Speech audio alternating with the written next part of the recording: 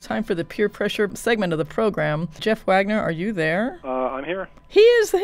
I'm here. Fabulous. Well, welcome and thank you for being on the program. Thank you. I can confirm that that's Into the Lair of the Sun God. But oh, good. I kind of like to think of it as Into the Lair of the Sun Gorgar.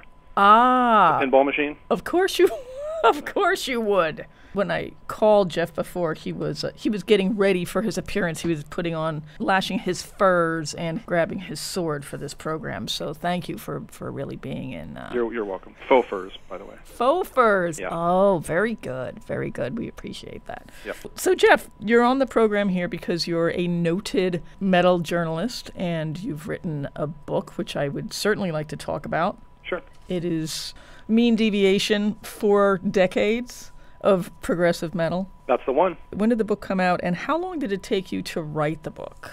The book came out almost 2 years ago now. I think, it was December 2010, which means it's already considerably dated because I'm writing about some current things, and many things have happened since. And I started writing it in early 2008. So I guess it took about 2 years of a lot of hard cramming and rearranging. A lot of the stuff was already in my head, but it was just to get all that out on paper was a challenge in my life, definitely. You said a lot of it was in your head. Were you compelled to do it, or was it more like an idea, like, oh, this would be a great idea for a book, or you were driven to? I was totally driven to do it. I mean, in fact, Ian Christie, who everybody knows, several different hats that he wears, Sound of the Beast book, Bazillion Points publisher. And he used to be a WFMU DJ. He did, and now he's on Sirius XM. Good gig there. He had kind of pushed me along to do it for years before he even had a publishing company. Just kind of knowing that my interest lied in not just metal in general, but kind of the more eclectic, eccentric, progressive area. And, a book hadn't been written on the subject yet, so I thought I'd tackle it. And once he started the publishing company, it was pretty easy to do. And as far as it being all in my head, I mean, obviously I had a lot of outlining and arranging to do, but, it was probably something I was destined to write, as weird or trite as that might sound. It was just something that had to come out of me, I think, really. I completely get that, and I know you for some time, and it's no surprise, and that was really kind of what I was getting at, to see. And Away from Voivod did the artwork. He did, and that was like an honor. I've got a good bit of contact with Voivod over the years, especially right. Away, but when he agreed to do my cover, the 15-year-old Voivod fan of me was just jumping for joy, around the room. Yeah, I was just like, I can die happy now. This is such an honor. Yeah. And the additional honor stacked on top of that was Stephen Wilson from Porcupine Tree doing the intro, and having some correspondence with him about what the book was all about, and him agreeing to do it and very enthusiastically. And I think he turned in an intro that it's short, but it's the perfect summation of the book. What was it like for you when you were doing the book? Were there a lot of bands that you were contacting for the book that you were really more sort of fanboy about, that you hadn't been in contact with previously? I mean, because you were editor of Metal Maniacs for so long. I would assume that you actually had contact with mostly everybody, but did anybody fall into that category? Not really. I mean, I had contact with Jim from Fate's Warning and Ron from Watchtower, and a number of these other guys. I would have liked to have interviewed Rush. That would have been fantastic. I ended up finding quotes from other sources that I just used because they worked. Did you try to? I tried in the early stages. I think if I had a little more to show them, then they would into that. But no, there wasn't really anybody that I had first contact with because of the book. I've just kind of been immersed in this world for so long that in a lot of cases it was just like opening up my address book and emailing some of these guys. So. And when you say you've been immersed in this world for so long, what was your real, really as a child, your first sort of shift in music into metal, or what was kind of your transition like? The transition was like being a Kiss fan from age 6, 7, 8. How they were of the same generation, you and I, so you probably understand how, or remember how kind of superhero-like they were for a lot of kids. and they were very much a gateway for a lot of people. I still love them to this day. I don't necessarily like what they're doing nowadays, but the point is, I'm a big fan, and once I got into the early 80s, I was 12, 13 years old. You discover FM radio, and then you discover things like, the radio station I listened to in the Midwest was radical enough to play something like Saxon or even early Queensryche. Wow. And in '83 when the EP came out, and of course Judas Priest and Iron Maiden. they would play. So that became the next step, and then it just all kind of really snowballed from there. What was your background to start writing? I mean, was that a vocation that you knew you wanted to go into? Oh, yeah. In fact, friends of mine in junior high, we used to keep, playlists and trade them amongst ourselves on sheets of loose-leaf paper.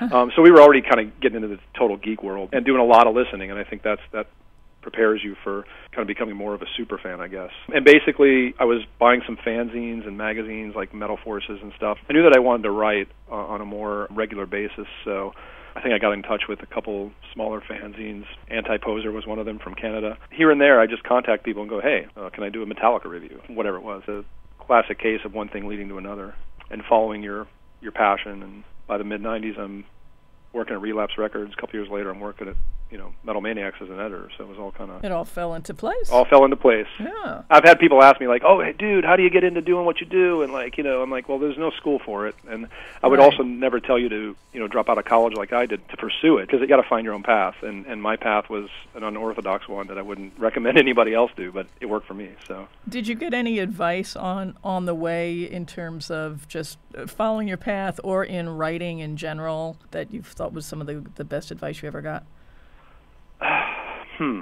I know that I have. I don't know if I can't think of one nice snippet to tell you. Okay. But I know that people just having some kind of brief correspondence with people like Voivod Cregan and Don Kay and Eula Garrett, who's still a very good friend of mine. Mm-hmm. Those kind of guys, were doing either fanzines or getting into the professional world a little bit. I saw them doing it, and I felt like, why can't I? You know what I mean? Why can't I follow my passion the way these guys have and kind of make something more out of it? So I think I looked up to them in the early times as leading the way. When you were writing your book, was that alongside another job? What was your day like? Were you juggling a whole lot of day-to-day stuff, too? When I was writing my book, I was living in the country in Virginia. I had been there for 10 years, and I was working at the End Records from home. And then I think at some point, after the book came out, I transitioned to Century Media. So I've just, I've had label jobs, work-at-home label jobs since I left Maniacs.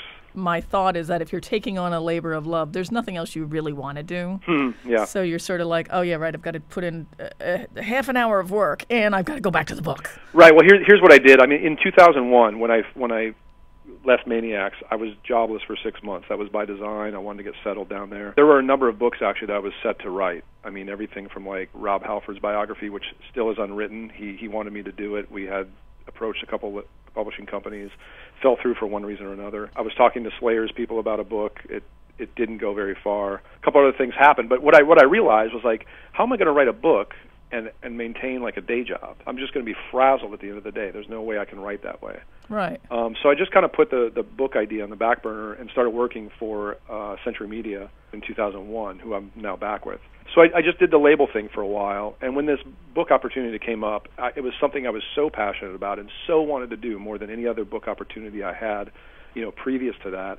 I just decided to go for it. I decided what I'm going to do is write on the weekends. I'm just going to absolutely kill 2 years of weekends and do this book because I want to see it done. I want to see it out there. And I'll do my day job during the week. I thought about it, of course, 24/7, 7 days a week. Right.